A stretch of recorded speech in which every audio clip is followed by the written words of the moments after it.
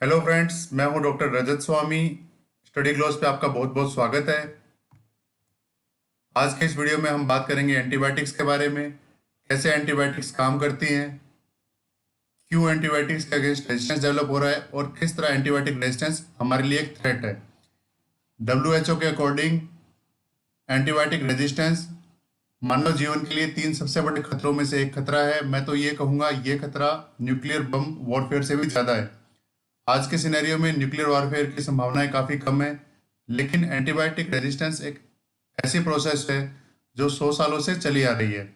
जब से पहली एंटीबायोटिक सेरवर्सान डिस्कवर हुई थी सिफिलिस के लिए, तब से लेके अब तक हम कई सारे इन्फेक्शन का ट्रीटमेंट सक्सेसफुली एंटीबायोटिक से कर चुके हैं। लेकिन पिछले कुछ सालों में ये एंटीबायोटिक रेजिस्टेंस तेजी से डेवलप हुआ है। एंटीबायोटिक रेजिस्टेंस हम सबको अफेक्ट करता है। अब आप कहोगे सर हम तो एंटीबायोटिक यूज भी नहीं करते, तो हमें किस तरह अफेक्ट करता है? सब कुछ मैं आपको बताऊंगा। उससे पहले हम एंटीबायोटिक बैक्टीरिया के बारे में कुछ बेसिक बातें जान लें। एंटीबायोटिक हवा पानी की तरह एक नेचुरल रिसोर्स है। एंटीबायोटिक ह्यूमन को नेचर का एक गिफ्ट है। एंटीबायोटिक्स की डिस्कवरी हिस्ट्री की सबसे बड़ी डिस्कवरी में से एक है, जिसने ह्यूमन की हिस्ट्री और फ्यूचर सब कुछ चेंज करके रख दिया। आज की डेट तक हम एंटीबायोटिक्स के मामले में बैक्टीरिया से एक कदम आगे हैं, लेकिन जिस स्पीड से एंटीबायोटिक रेजिस्टेंस डेवलप हो रहा है, हो सकता है मामूली से इन्फेक्शन को ठीक करने के लिए भी हमारे पास इफेक्टिव एंटीबायोटिक ना रहे। स्थिति और भी खराब हुई है। 2009 में जो एंटीबायोटिक्स बैक्टीरिया के अगेंस्ट काम करती थी, 2019 तक आते आते वही एंटीबायोटिक अब बैक्टीरिया के अगेंस्ट इफेक्टिव नहीं रही। आगे बढ़ने से पहले मैं आपको बता दूं, bacteria, virus, fungus and parasite, ये सब अलग अलग माइक्रो ऑर्गेनिज्म है। आज की इस वीडियो में हम बात कर रहे हैं बैक्टीरिया के बारे में। लेकिन रेजिस्टेंस की जो प्रोसेस है वो वायरस में भी डेवलप हो रही है, फंगस में भी डेवलप हो रही है और पैरासाइट में भी डेवलप हो रही है। ये सब के सब अलग अलग माइक्रो ऑर्गेनिज्म हैं जो अलग अलग डिजीज कोज करते हैं। जैसे अगर मैं बात करूं स्टेफाइलोकोकस के बारे में, तो वो एक बैक्टीरिया है। निमोनिया जो न्यूमोकोकस के कारण होता है वो बैक्टीरिया है। HIV एक वायरस है। हेपेटाइटिस बी एक वायरस है। कैंडिडा एक फंगस है। और आपने सुना होगा निमेटोड, फिलेरियल वर्म, ये सब पैरासाइट की कैटेगरी में आते हैं। हम बात करेंगे बैक्टीरिया के बारे में। ये एक बैक्टीरिया का प्रोटोटाइप पिक्चर। बैक्टीरिया इस अर्थ के सबसे पुराने ऑर्गेनिज्म में से एक है। बैक्टीरिया से पहले प्रायंस और वायरस थे, उसके बाद बैक्टीरिया आए। बैक्टीरिया हर जगह मौजूद होते हैं। इवन ह्यूमन बॉडी में भी बैक्टीरिया गट में मिलेंगे, स्किन पे रहेंगे, ओरल कैविटी, मतलब हर जगह पे। और आप लोग इस बात को जान के सरप्राइज हो जाओगे, ह्यूमन बॉडी में total number of bacteria human cell से भी ज्यादा होते हैं। इसीलिए there is a saying, we are more bacteria than a human.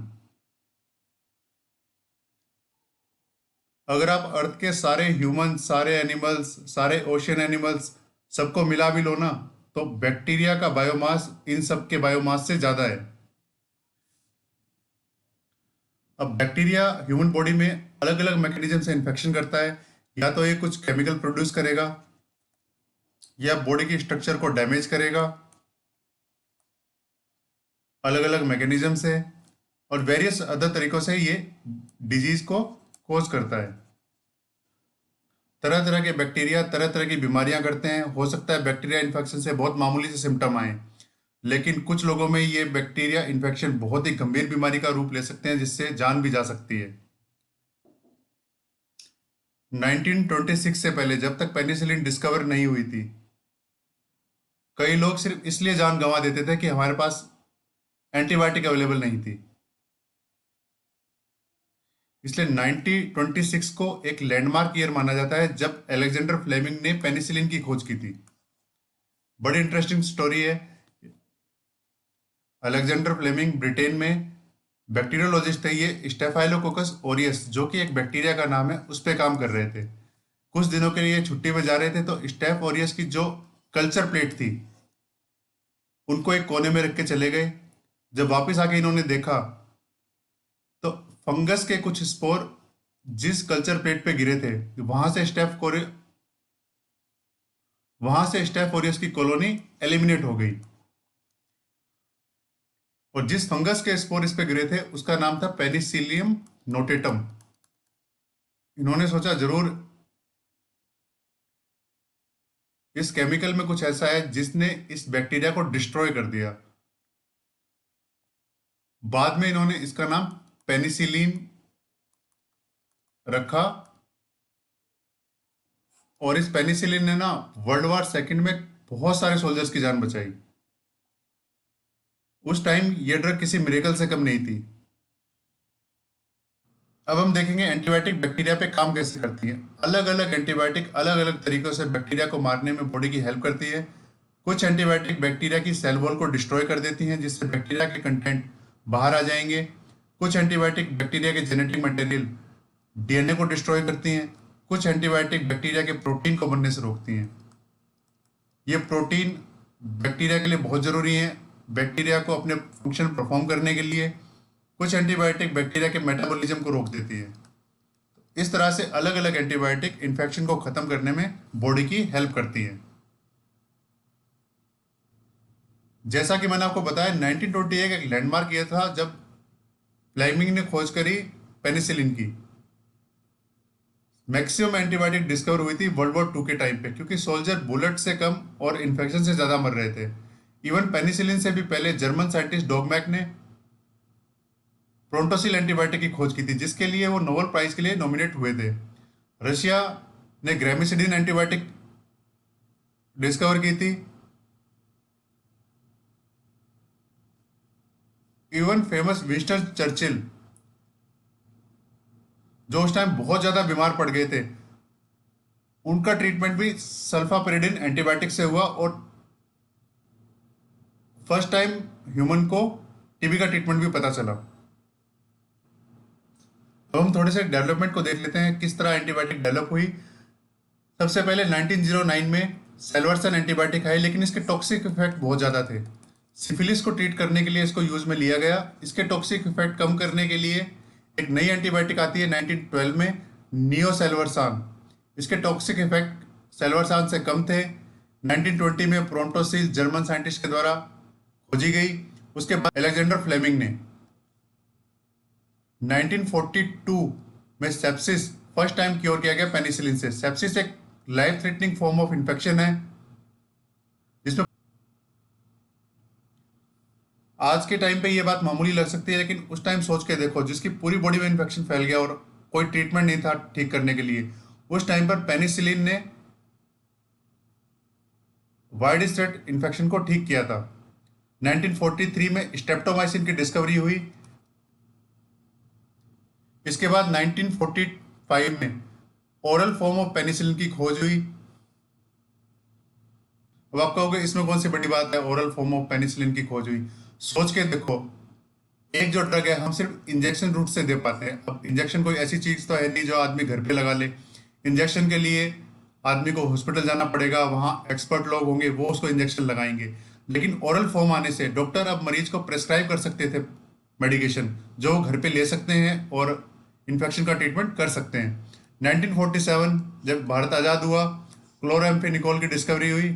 खैर इसका भारत के आज़ाद होने से कोई लेना देना नहीं है। 1950 में एक और सबसे इंपॉर्टेंट एंटीबायोटिक कोलिस्टीन की डिस्कवरी हुई, लेकिन इसके साइड इफेक्ट इतने ज़्यादा थे कि 1970 तक आते आते इसका यूज बंद हो गया। लेकिन आज के टाइम पे ये रीएमर्ज हुई है। Even one of the main pillar है सीरियस इन्फेक्शन को ठीक करने के लिए। इसके बारे में हम आगे डिटेल में बात करेंगे। 1952 में वैंकोमाइसिन की खोज हुई। इसके बाद कुछ सालों में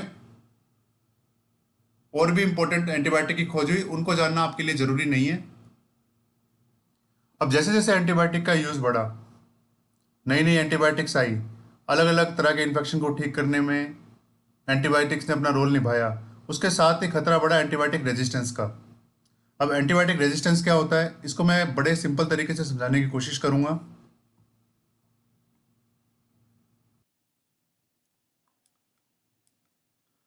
मान लो ये बैक्टीरिया की कॉलोनी है एक।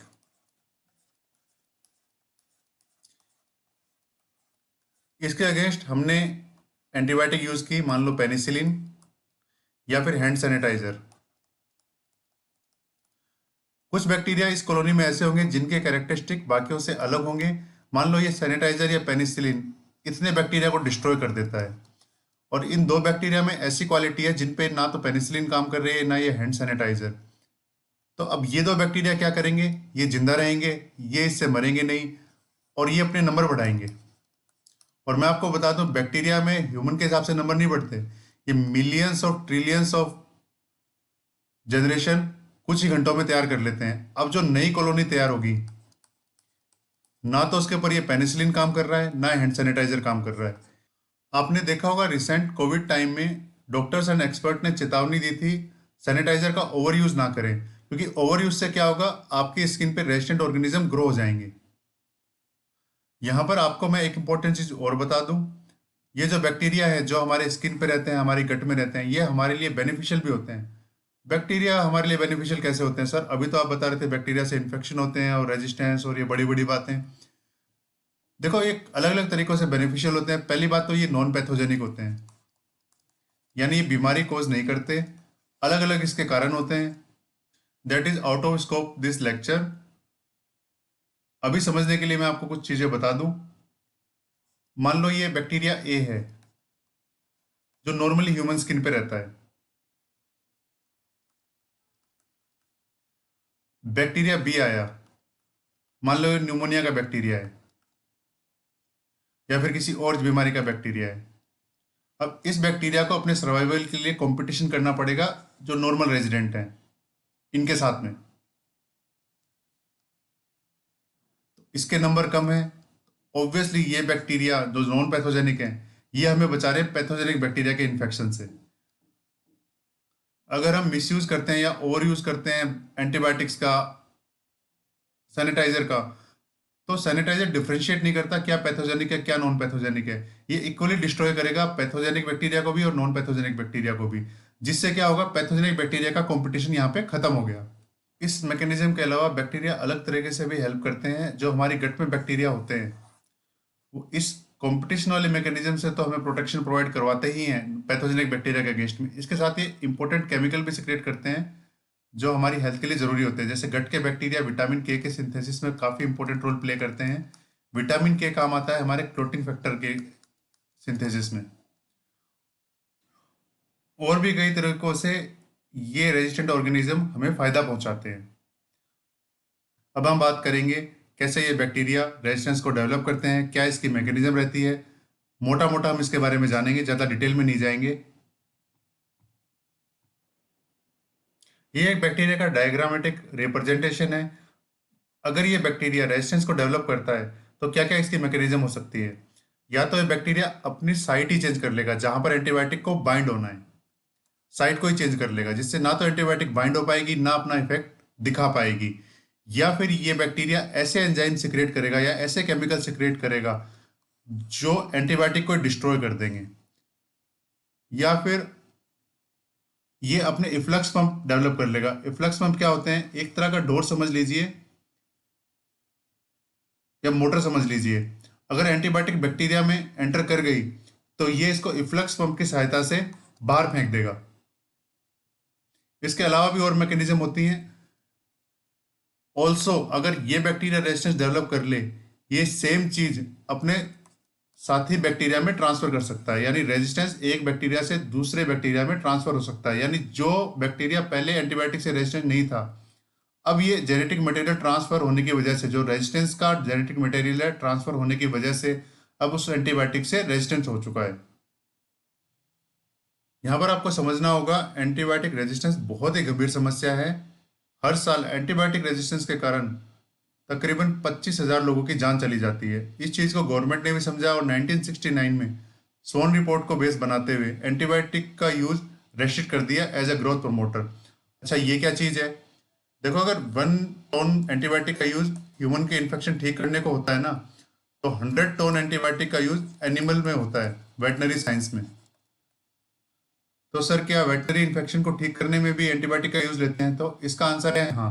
लेकिन अगर 100 टन एंटीबायोटिक एनिमल्स में यूज हो रही है तो सिर्फ 20% एंटीबायोटिक ही इन्फेक्शन को ठीक करने में काम में ले रहे हैं, रेस्ट 80% ग्रोथ प्रमोटर की तरह काम लेते हैं। ये दो तरीके से काम करती है। फर्स्ट, एंटीबायोटिक ऐसे केमिकल को स्टिमुलेट करती है जो ग्रोथ को बढ़ाने में सहायता करते हैं। सेकंड, ये हेल्दी बैक्टीरिया को किल करती है। यहां पर मैं आपको बता दूं, अगर हम बॉडी के हेल्दी बैक्टीरिया को किल कर दें तो ह्यूमन लाइफ पॉसिबल नहीं है। लेकिन एनिमल में कोई फर्क पड़ता नहीं है, क्योंकि उनको वैसे भी स्लॉटर करने वाले हैं। हर चीज की तरह यहां पर भी इकोनॉमी इन्वॉल्व है। तो ज्यादा प्रॉफिट के लालच में एनिमल्स को एंटीबायोटिक दी जाती है, उनकी ग्रोथ करवाई जाती है, so that they can grow big and fat और ज्यादा प्रॉफिट कमाया जा सके। तो सर, ये हमें किस तरह अफेक्ट करता है? देखो, या तो आप डायरेक्टली अगर ये मीट कंज्यूम करो तो इनडायरेक्टली आप इस एंटीबायोटिक से एक्सपोज हो चुके हो, और जो आपकी बॉडी में इस एंटीबायोटिक से सेंसिटिव ऑर्गेनिज्म है उनको ये एंटीबायोटिक किल कर देगी, और जो रेजिस्टेंट है फिर वो अपना नंबर बढ़ाएंगे। 1985 में स्वीडन ने भी एंटीबायोटिक का ग्रोथ प्रमोटर की तरह यूज बैन कर दिया। 1994 में डेनमार्क ने भी सेम काम किया। 1997 में ड्रग रेजिस्टेंट बैक्टीरिया और ह्यूमन के बीच लिंक क्लियर हो गया। यहाँ पर ये दिखा रखा है, ये चिकन को फीड कर रहे हैं एंटीबायोटिक, जिससे ये ग्रो करे बिग। अब ये चिकन अगर ये आदमी कंज्यूम करेगा, इसमें भी ड्रग रेजिस्टेंट बैक्टीरिया ट्रांसफर हो जाएगा। 2006 में यूरोपियन यूनियन ने भी ऑल एंटीबायोटिक ग्रोथ प्रमोटर को बैन कर दिया। अब इतना सब कुछ हो रहा है तो यूएसए भी कैसे पीछे रहे? एंटीबायोटिक रेजिस्टेंस की प्रॉब्लम को टैकल करने के लिए यूएसए लेके आया gain and FDA SIA law, और बाद में इसको असिस्ट करने के लिए उन्होंने एक टास्क फोर्स भी बनाई, एडीटीएफ। एंटीबायोटिक रेजिस्टेंस की हीट को 2013 और 2014 में फील किया गया, जब वर्ल्ड इकोनॉमिक फोरम की रिपोर्ट आई। अब अमेरिका का प्रेसिडेंट भी एंटीबायोटिक रेजिस्टेंस के बारे में बात कर रहा है, ब्रिटिश पीएम भी एंटीबायोटिक रेजिस्टेंस के बारे में बात कर रहा है, पूरी दुनिया एंटीबायोटिक रेजिस्टेंस के बारे में बात कर रही है। एंटीबायोटिक रेजिस्टेंस को लेकर पॉलिसी बनाई गई। देखो, पॉलिसी कंट्रोल करना पॉलिटिशियन का काम है, पॉलिसी बनाना पॉलिसी मेकर का काम है। और इस पॉलिसी मेकिंग में डॉक्टर, साइंटिस्ट को भी इन्वॉल्व किया गया कि क्या हमें करना चाहिए। इंडिया में भी इसी चीज को लेकर चेन्नई डिक्लेरेशन आया, जिसके अंतर्गत ऐसे लॉ आए जिन्होंने over the counter antibiotic sale को रेस्ट्रिक्ट किया। 2014 में डब्ल्यूएचओ ने अपनी फर्स्ट रिपोर्ट एंटीबायोटिक रेजिस्टेंस पे पब्लिश करी थी, जिसमें काफी इंपॉर्टेंट इंफॉर्मेशन प्रोवाइड की गई। 2014 में डब्ल्यूएचओ ने भी एंटीबायोटिक रेजिस्टेंस को लेकर अपनी रिपोर्ट पब्लिश करी, काफी इंपॉर्टेंट जानकारियां उसमें प्रोवाइड की गई। अगर इसी तरह एंटीबायोटिक रेजिस्टेंस चलता रहा तो वो दिन दूर नहीं जब हम प्री एंटीबायोटिक एरा में पहुंच जाएंगे, जहां पर हमारे पास इन्फेक्शन से लड़ने के लिए कोई एंटीबायोटिक नहीं थी। अभी हम एंटीबायोटिक एरा में हैं, जहां पर अभी भी हमारे पास कुछ एंटीबायोटिक है सीरियस इन्फेक्शन से लड़ने के लिए। लेकिन एंटीबायोटिक रेजिस्टेंस इसी तरह ग्रो करता रहा तो वो दिन दूर नहीं जब हम पोस्ट एंटीबायोटिक एरा में पहुंच जाएंगे, जो प्री एंटीबायोटिक एरा की तरह ही होगा, जहां पर हमारे पास कोई एंटीबायोटिक नहीं है जो इन्फेक्शन के अगेंस्ट काम करे। इसके प्राइमरीली दो रीजन है। पहला तो ये बहुत ही कम एंटीबायोटिक पाइपलाइन में है, ऑलमोस्ट स्टैग्नेशन है नई एंटीबायोटिक के डेवलपमेंट में। सेकंड, जो एग्जिस्टिंग एंटीबायोटिक है या तो उनका मिसयूज हो रहा है, या अंडर यूज हो रहा है, या ओवर यूज हो रहा है। मिसयूज कैसे? जहां पर एंटीबायोटिक की जरूरत नहीं है वहां पर भी एंटीबायोटिक लेना।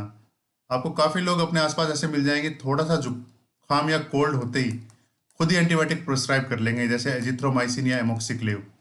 अब कोल्ड मेनली वायरस के कारण होता है, और वायरस के अगेंस्ट एंटीबायोटिक काम नहीं करेगी। आप 3 दिन तक कुछ भी नहीं करो तो अपने आप ही कोल्ड ठीक हो जाएगा। Over use and under use एक साथ चलते हैं। सपोज कोई इन्फेक्शन हुआ, इसके अगेंस्ट कोई एंटीबायोटिक ए एक्ट कर रही है, अब मेरे पास या किसी भी डॉक्टर के पास कोई और पेशेंट आए, उन्होंने इसके अच्छे रिजल्ट देखे, अब सबका मेन टारगेट है पेशेंट ठीक होना चाहिए, तो हम ए एंटीबायोटिक प्रेस्क्राइब करे जा रहे हैं। पेशेंट तो ठीक हो रहे हैं, इंडिविजुअल लेवल पे पेशेंट ठीक हो रहा है, लेकिन कम्युनिटी लेवल पे लार्ज स्केल पे इस एंटीबायोटिक का ओवर यूज हो रहा है, और जो अल्टरनेट अवेलेबल है सेम इन्फेक्शन को ठीक करने के लिए उनका अंडर यूज हो रहा है। तो ये सब मैकेनिज्म मिलके एंटीबायोटिक रेजिस्टेंस को बढ़ावा दे रही हैं। तो इसमें हम क्या कर सकते हैं एज ए कम्युनिटी, हम कैसे योगदान दे सकते हैं एंटीबायोटिक रेजिस्टेंस को रोकने के लिए। कम्युनिटी लेवल पे हम एंटीबायोटिक रेजिस्टेंस को डेवलप होने से कैसे रोक सकते हैं? तो सबसे इंपॉर्टेंट इसमें स्टेप है ओवरऑल हाइजीन इंप्रूव करना। अगर हम सिर्फ अपना हाइजीन इंप्रूव कर लेना, तो पुअर हाइजीन की वजह से होने वाली बीमारियां जैसे डायरिया को डेवलप होने से हम रोक सकते हैं। ना तो पुअर हाइजीन की वजह से बीमारियां होंगी, ना हमें हॉस्पिटल में एडमिट होना पड़ेगा, और ना अननेसेसरी एंटीबायोटिक से हम एक्सपोज होंगे। सेकंड, हम वैक्सीन लगवा सकते हैं। मैक्सिमम वैक्सीनेशन बच्चों में लगते हैं, लेकिन कुछ वैक्सीन एडल्ट के लिए भी अवेलेबल है। ज़्यादातर वैक्सीन वायरस डिजीज के लिए अवेलेबल है, लेकिन कुछ वैक्सीन बैक्टीरिया इन्फेक्शन के लिए भी, उनको रोकने के लिए भी अवेलेबल है। थर्ड स्टेप इज एंटीबायोटिक के यूज़ को रैशनलाइज करना। सर इसमें हम कैसे योगदान दे सकते हैं? ये तो डॉक्टर का काम है एंटीबायोटिक लिखना। अगर आपको हेल्थ केयर प्रैक्टिशनर मना कर रहा है कि एंटीबायोटिक की ज़रूरत नहीं है, तो उन्हें फोर्स ना करें आपको एंटीबायोटिक देने के लिए। हेल्थ केयर सिस्टम और हॉस्पिटल लेवल पे एंटीबायोटिक रेजिस्टेंस रोकने के लिए काफ़ी सारी स्ट्रेटेजी अपनाई जाती है। उसमें से एक है एंटीबायोटिक स्टुअर्डशिप। इसमें बेसिकली एंटीबायोटिक के यूज़ को रैशनलाइज करते हैं। इसका नाम जानना ही आपके लिए काफ़ी है। वीडियो को एंड करने से पहले मैं हाइजीन के बारे में एक इंपॉर्टेंट बात और बताऊंगा। हाइजीन में भी सबसे इंपॉर्टेंट स्टेप है हैंड हाइजीन। अभी कुछ दिन पहले मैं एक रेस्टोरेंट में गया था, वहां पर मैंने एक भाई साहब को देखा, उन्होंने बिजली की गति से हाथ धोए। उन्होंने बिजली की गति से हाथ धोए and I was little surprised. मुझे लगा ये वाला पॉइंट भी इस वीडियो में डालना चाहिए। जो नेक्स्ट स्लाइड है वो इसी चीज़ पे है, हाथ को धोए कैसे। आप इसका स्क्रीनशॉट ले सकते हैं। हाथ को एटलीस्ट 30 सेकंड तक धोए, अपने पाम को अच्छे से रगड़ें, फिंगर के बीच में सफाई करें, फिंगर के पीछे से भी सफाई करें, अपने थंब को एनसर्कल करते हुए सफाई करें, अपने फिंगर टिप्स की सफाई करें, और एट लास्ट अपनी रिस्ट की भी सफाई करें। यूट्यूब पे कोई भी वीडियो आपको